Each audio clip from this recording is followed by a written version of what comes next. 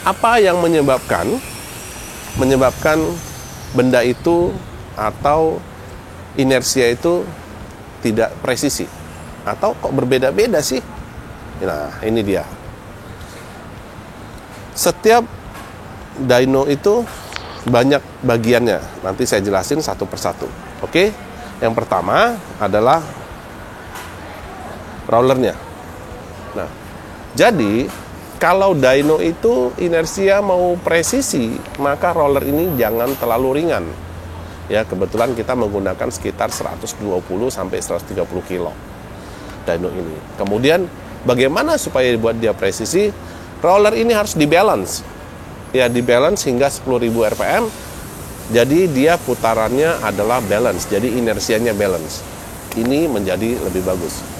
Ketiga, permukaannya harus kasar sehingga tidak terjadi selip. Ya, jadi hasilnya akan presisi. Nah, ini berkisar tentang inersianya. Nah, jadi itu faktor utama. Faktor kedua yang lebih presisi atau diperlukan supaya horsepower-nya presisi adalah sensornya. Ya. Nah, sensor RPM nih. Nah, ini sudah dipasang, saya lepas dulu. Ya. Nah, sensor ini sensor RPM. Kebanyakan mesin dyno yang beredar, yang murah itu adalah problem di sini. Jadi mereka tidak menggunakan sensor yang presisi untuk mendeteksi RPM. Ya, kita menyebutnya pickup. Ya, sensor close pickup ini ada dua metode, diletakkan dicapitkan ke kabelnya coil atau ke kabelnya yang keluar dari ECU atau CDI. Nah, ini special design, tidak sembarangan. Ya. Ingat, horsepower itu adalah perkalian percepatan dengan RPM. Ya, percepatan itu dari RPM-nya. Jadi kalau misalkan ini tidak presisi, RPM-nya ngaco, ya ngaco hasil dynonya. Ya.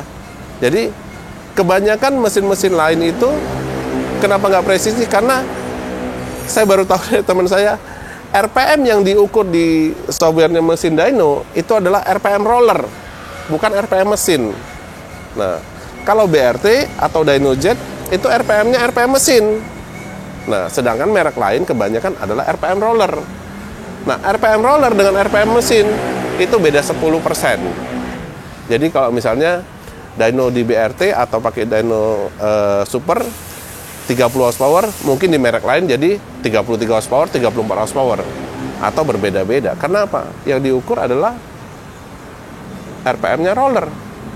Ya. Sehingga apa? Terjadi selip dan lain-lain, jadi berbeda hasilnya. Nah, itu kira-kira. Jadi, dua poin ini yang sangat penting menurut saya. Nah, kebetulan sensor ini BRT bikin sendiri dan tidak dijual. Ya. Apalagi yang bikin presisi? Ya, tentu CPU-nya. CPU daripada mesin dyno ini, kalau Anda bisa lihat, ya, kami membuat mesin dyno ini CPU-nya diproduksi sendiri dan didesain sendiri. Prosesor kami menggunakan 32 bit prosesor paling baru.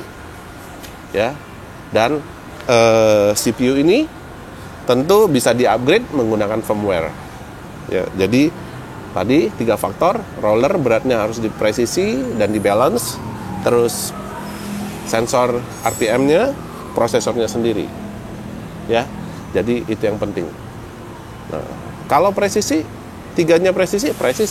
Jadi kita nggak bisa bilang nggak presisi atau bilang presisi, tapi sensornya RPM tidak dipasang, nggak bisa. Jadi sensornya itu harus di motornya, bukan di rodanya. Ya, meskipun di dalam sensor kecepatan itu ada, tapi itu berbeda. Jadi fungsinya lain sekali. Jadi RPM dengan kecepatan roller itu tidak sama, ya. Nah, dalam sebuah dyno selain mengukur RPM, untuk motor injeksi Anda harus juga berpikir bagaimana menyeting ECU dengan campuran bahan bakar yang bagus.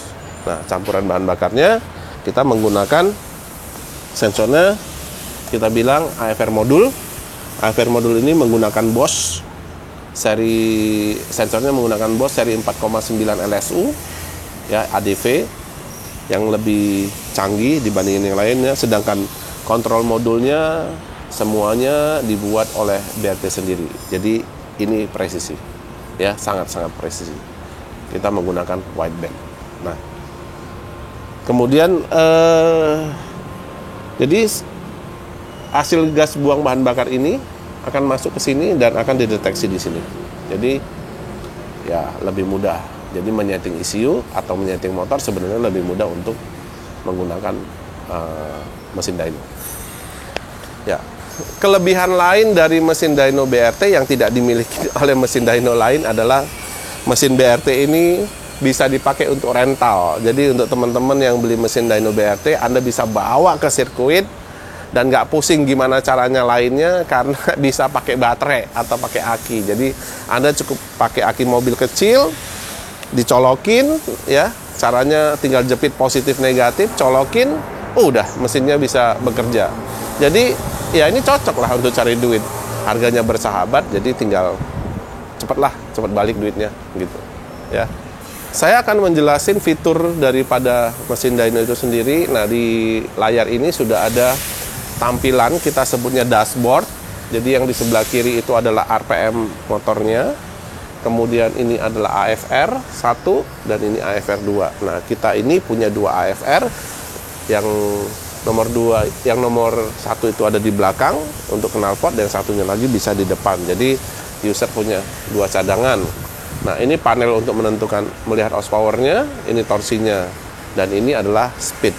Ya, speed itu kecepatan daripada motornya, ya. Nah, seperti itu. Nah, untuk fitur lain di atas ini ada namanya connect. Jadi Anda bisa connect ke USB atau PC-nya.